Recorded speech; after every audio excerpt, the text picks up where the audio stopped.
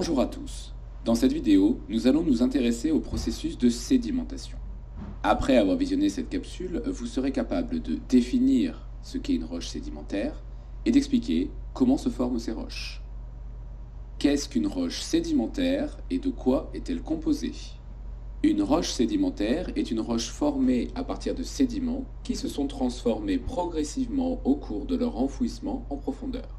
Il existe plusieurs types de roches sédimentaires, mais les plus fréquentes sont les roches détritiques qui représentent environ 85% des roches sédimentaires sur Terre.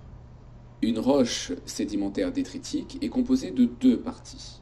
D'une part, on va trouver des débris et particules issus de l'altération et de l'érosion et qui ont été transportés jusqu'au lieu de formation.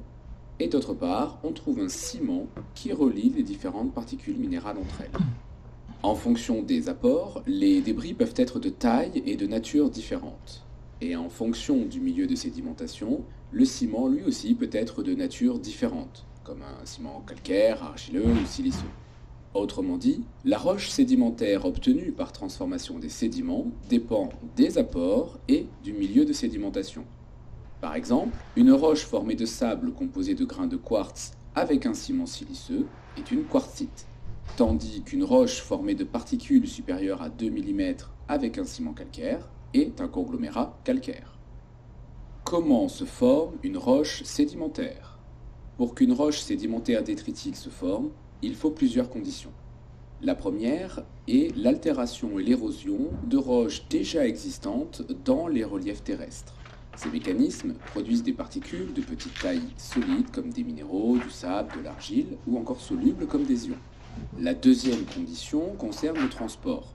Les particules vont être transportées depuis leur lieu de formation jusqu'au milieu de dépôt par des agents comme l'eau, le vent ou la glace. La troisième condition est la sédimentation.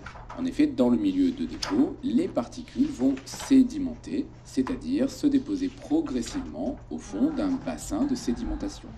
Ces premières étapes vont se répéter de nombreuses fois et ainsi conduire à la formation de sédiments au fond des bassins de sédimentation. Cette accumulation provoque un enfouissement progressif des sédiments. Et au cours de leur enfouissement, ils subissent la diagénèse, Mais tu parles à qui, c'est-à-dire non, leur transformation en roches sédimentaires. La diagénèse englobe deux processus majeurs, la Attends. compaction et la cimentation. Faut que j'attende que la vidéo Sous s'arrête et je l'effet coupe de bon moment, donc l'enfouissement en profondeur, pas faire deux la choses en même temps, je suis un homme, et les je sédiments porte une vont se serviette, donc, compacter. L'eau contenue dans les pores, c'est-à-dire les espaces entre les particules, va être expulsée. La compaction conduit ainsi à une diminution du volume et à une augmentation de la densité des sédiments. C'est quoi le code? C'est 000? La cimentation correspond à la formation d'un ciment entre les différentes particules. Ce ciment est composé de cristaux qui vont se former. En même temps, là, ça sert que tu aies vraiment des codes de noob. Entre eux. À l'issue de ces deux processus de compaction et de cimentation, on obtient ainsi une roche sédimentaire détritique dans laquelle tous les grains sont pris dans un ciment solide. En résumé, une roche sédimentaire provient de la transformation de sédiments en roches. Les roches détritiques sont les roches sédimentaires les plus fréquentes sur Terre.